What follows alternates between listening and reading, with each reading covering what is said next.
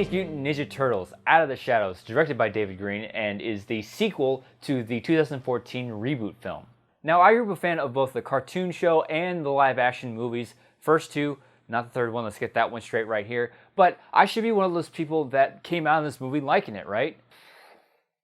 And to be completely fair, I didn't hate everything in this movie. There were parts that I did enjoy, and most of the time, I liked the Turtles in this film. The Turtles are easily the best part about this film. The representation of these characters is what I can remember from the cartoon show, and it's a modernized version of those characters, so I kind of enjoyed that part about it. And if you grew up with brothers like I did, you can relate to the problems that they go through and the struggles they go through in this movie, and how they have common interests and how they have fun together. That part I really enjoyed. And the designs of the Turtles didn't bother me as much as other people I know. I understand that you have to like modernize their look and just give it a fresh new take. And I think that the people that have problems with the look of the Turtles are clinging to what they know from the live action or the cartoon show so tightly that they're unwilling to accept new looks for these characters. But I understand as an aspiring filmmaker that you have to spin it in a way to sort of fit your vision of a live action version of these characters. I can see both sides to the argument, but for me, it didn't bother me as much. And most of the themes that I found compelling in this movie surrounding the Turtles. There's themes of teamwork, family, trust, and there's a lot of potential there, but once you get away from the Turtles, everything else in this movie is just awful. So let's first talk about Megan Fox as April O'Neil. She's used exactly as you expect Megan Fox to be used in a movie like this. There's one scene that I think its sole purpose was to just get her in a plaid skirt and a midriff. And throughout the entire movie, she's there for sex appeal and exposition. She's constantly just calling the Turtles and telling her what's going on. Hey, this character's doing this, and hey, shit's going down here, so you better get here. And that's her entire character in this film. And aside from this movie just being mostly exposition, what you also get in this film is just a huge piece of fan service. And you think that would be cool because we get Crank and the Technodrome, Bebop and Rocksteady, and you also get Casey Jones that has a role in this film. But the way they handle these characters is just, why? Bebop and Rocksteady are by far the most annoying and stupid characters in this film. I remember them being sort of clueless in the cartoon show, but I don't remember them being this stupid and this brainless and just so I could not stand their characters in this film.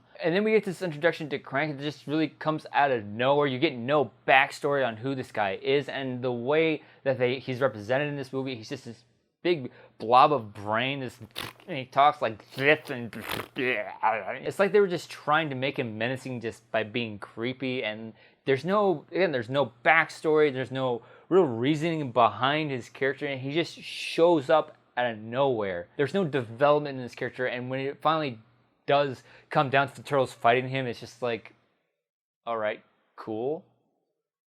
And then we come to Stephen Amell as Casey Jones. Now, Stephen Amell in Arrow is fine. I think he's really good in that show. But in this movie, it doesn't work. And I think that has a lot to do with the direction of this film. And get to that a little bit later, and how the dialogue just absolutely sucks in this film. His performance is so like inconsistent. He would be really high at one point, and then he'd be really down in another. That's not to say that Stephen Amell is talentless. I think he's very talented in Arrow. But in this movie, it didn't work at all. And surprise, Shredder's in this film, who does absolutely nothing. He doesn't do anything there. And I hear a lot of people complaining from the last film. He's just giant robot like Shredder character that nobody likes. So they finally give you this version of Shredder you want. Like, here's your human Shredder, woohoo! But again, he doesn't do anything in this film. We don't even get a scene with the Turtles and Shredder on screen together in this movie. And it's really dumb. And in a movie that's titled Teenage Mutant Ninja Turtles, you think that somebody would do some kind of ninja shit in this film, but it's a lot of just flips and running around and very little martial arts in this film. And it's kind of like, do the writers know what ninjas do? Do they think ninjutsu is a lot of flipping and running around? And don't get me wrong, the action is entertaining in this film. But again, my biggest gripe, there's ninja in the title. As a martial artist myself, it was very disappointing to go into a ninja film and see very little martial arts. And like I said before, most of this movie is just exposition, just people telling us what we need to know, and it's very apparent in the dialogue in this film. And this movie constantly has people telling us things that we already seen with our own eyes on screen. And to me, it's just like the movie's just treating its audience like a bunch of morons. I say it all the time in my reviews. Film is a visual medium. Show me, don't tell me. And when you do both at the same time, when you show somebody looking at some kind of scanner and it's like, oh, here is where these are the two people that you're looking for, and it says their names on a thing, and then you have the character saying, oh, they're the two characters, you're just telling your audience that you absolutely have no trust in them and you think that they're just stupid and not smart enough to connect the dots. So in the end, if you're a fan of Ninja Turtles, there are things in this movie that you can find enjoyment in. There are things that surround the Turtles that I found very compelling as a martial artist, as a person that grew up with brothers. There's things that I can relate to with the Turtles in this film. But as a movie, it tanks so hard. There's everything else aside from the Turtles is just awful in this film. And it's for those reasons that I have to give Teenage Mutant Ninja Turtles Out of the Shadows a meh.